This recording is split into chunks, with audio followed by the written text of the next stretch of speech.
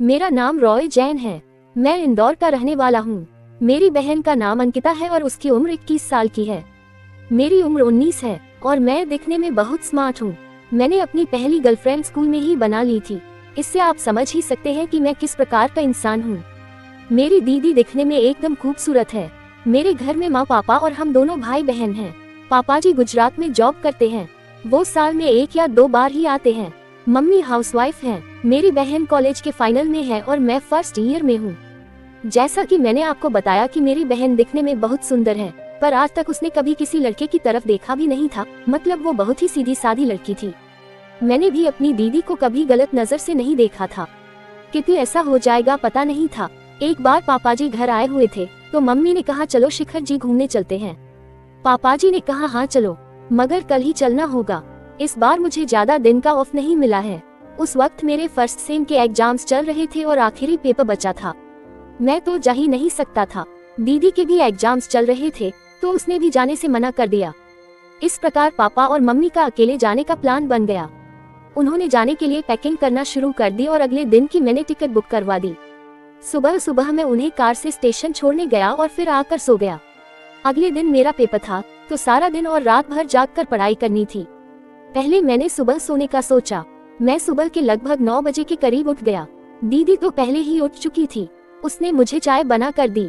मेरे घर में 3 कमरे हैं, एक दी के लिए, एक मेरे लिए और एक माँ के लिए। सबके बाथरूम भी अलग अलग हैं। अभी तक तो मेरे मन में दीदी के लिए कोई गलत भाव नहीं थे, पर जब हम लोग नाश्ता करने बैठे तो पता नहीं दीदी को क्या हुआ था। वो बार बार खुद को ठीक कर रही थी और चोरी चोरी नजरों से मुझे देख रही थी। तब मैं पहली बार दीदी के बारे में गलत सोचने को मजबूर हो गया। नाश्ता करने के बाद वो सीधा बाथरूम में गई थी। मेरे मन में रह रह कर गलत ख्याल आने लगे थे, पर हुआ कुछ नहीं। मैं अपने कमरे में आकर पढ़ाई करने लगा और दीदी किचन का काम निपटा कर अपने कमरे जाकर पढ़ाई करने लगी। पढ़ते पढ़ते शाम हो गई। जब मैं अपने कमरे से बाहर निकला तो दीदी रात के खाने की तैयारी कर रही थी। मैं भी किचन में जाकर उसकी मदद करने लगा। उसने पूछा कैसी चल रही पढ़ाई। मैंने कहा बढ़िया, और आपकी? उसने बोला हाँ मेरी भी ठीक ठाक ही चल रही है, एक ही पेपर बचा है। मैंने कहा हाँ मेरा भी आखिरी ही बचा है। ये कहकर मैं चुप हो गया। दीदी ने बोला आज रात को मूवी देखें। मैंने बोला कल पेपर है दोनों का। तो वो बोली अरे पेपर तो हो ही जाएगा और वैसे भी साल भर से पेपर के लिए ही तो पढ़ रहे हैं। मैंने कहा ठीक है, पर कौन सी फिल्म देखेंगे? वो बोली एवेंजर एंड गेम। मैंने कहा वो तो मैं 40 बार देख चुका हूँ। वो कहने लगी कि तो क्या हुआ, एक बार और देख ले मेरे लिए। मैंने कहा चलो ठीक है। फिर हम दोनों ने खाना बनाया और खाना खाकर मैं अपने कमरे में चला गया और दीदी किचन में बर्तन साफ करने चली गई। कुछ मिनट बाद वो आई। लैपटॉप उसके हाथ में था और वो मेरे पलंग पर आकर बैठ गई।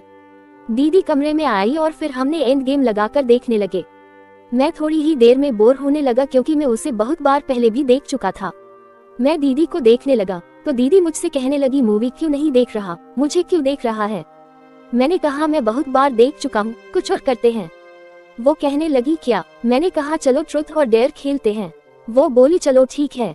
मैं पेप्सी की वो छोटी वाली शीशी होती है ना, वो फ्रिज से ले आया।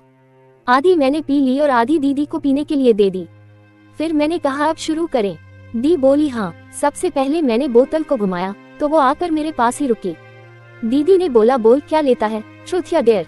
मैंने कहा ट्रुथ। उन्होंने एकदम से मुझसे पूछा तेरी कोई गर्लफ्रेंड है कि नहीं?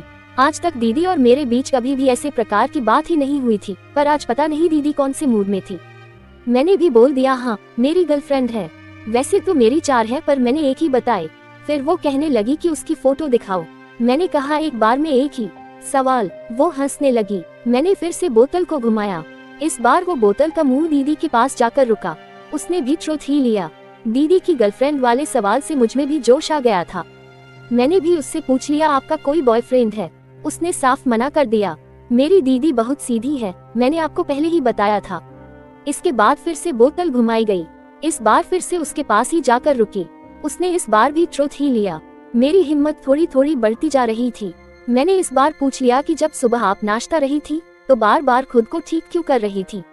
मैं डरते डरते उनके चेहरे को ही देख रहा था। उसने थोड़ी देर तक तो कुछ नहीं बोला, पर फिर वो बोली मुझे कुछ ठीक नहीं लग रहा था। उसके बाद उसने कहा अब खत्म करो, मुझे नींद आ रही है। मैंने कहा ओके। वो मेरे कमरे में ही सो गई। मैं पढ़ाई करने लगा। रात के 2 बजे तक मैं पढ़ता रहा, फिर दीदी के बगल में आकर सो गया। दीदी सीधी लेटी हुई थी और मैं उनकी ओर देख रहा था, किंतु उनको मेरी हिम्मत उन्हें टच करने की नहीं हुई। फिर मैंने वो वाली मूवी देखी, खुद को शांत किया और वापस आकर सो गया। सुबह पेपर था तो मैं जल्दी उठ गया और दीदी भी नाश्ता करके हम दोनों अपने अपने कॉलेज निकल गए। दीदी का कॉलेज मेरी कॉलेज के रास्ते में पड़ता है, तो रोज मैं उसे अपनी बाइक से छोड़ता हुआ जाता हूँ। आज बात कुछ अलग थी। कल हम दोनों के बीच में कुछ अलग ही बातचीत हुई थी, जिससे कि मैं दीदी के बारे में उस भाव से देखने लगा था। आज मैं ब्रेक भी बार बार लगा रहा था ताकि वो मेरे करीब आए। बस ऐसे ही हम लोग कॉलेज पहुंच गए। लौटते टाइम भी मैंने बहुत ब्रेक लगाए और शायद दीदी भी थोड़ा थोड़ा समझ गई थी। इसके बाद हम लोग घर आ गए। हम दोनों के ही आज सारे पेपर खत्म हो गए थे, तो दोनों ही फ्री थे। पर मुझे नींद आ रही थी क्योंकि मैं रात में लेट सोया था। मैं जल्दी सो गया। जब मैं सो रहा था तो मुझे किसी के चिल्लाने की आवाज ने जगा दिया। मैंने जब वो आवाज ध्यान से सुनी तो वो मेरी बहन चिल्ला रही थी। मैंने जाकर देखा तो मेरे होश उड़ गए। मेरी बहन किचन में स्टूल पर से गिर गई थी और उसके ऊपर बेसन का डिब्बा भी गिर गया था, जिससे उसके सिर में भी चोट लग गई थी। उससे खड़ा होते भी नहीं बन रहा था। पहले मैं उसको गोद में उठा कर ले गया और उसके पलंग पर लिटा दिया। फिर डॉक्टर को कॉल किया। मैं बेहद घबरा गया था। डॉक्टर आया और उसने दवाई दी। वो कहने लगा कि दिक्कत की कोई बात नहीं है, बस मालिश की जरूरत पड़ेगी। ये कहकर उसने मुझे एक तेल की शीशी दी और कहा कि इससे अपनी बहन के पैर की मालिश कर देना। डॉक्टर चला गया। उस दिन मैंने खाना बाहर से मंगवा लिया और दीदी को लेटे लेटे ही खिलाया। उसके बाद मैं जाने लगा तो उसने मुझे बुलाया। फिर बोली कुछ नहीं, शायद वो मुझसे कुछ कहना चाहती थी पर शर्मा रही थी। मैंने पूछा बोलो ना। उसने बात पलट दी और कहने लगी वो तेल से पैर की मालिश कर दे।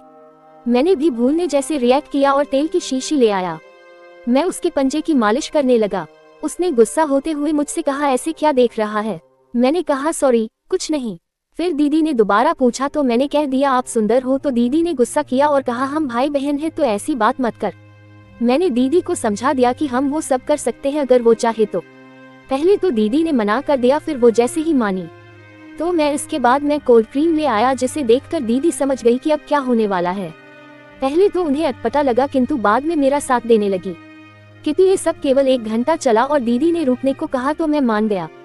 उसके बाद मैं आराम करने चला गया और सोचता रहा कि शायद दीदी को अच्छा नहीं लगा, किंतु ऐसा नहीं था, क्योंकि रात को 2 बजे मेरे पास आए और वो सब किया।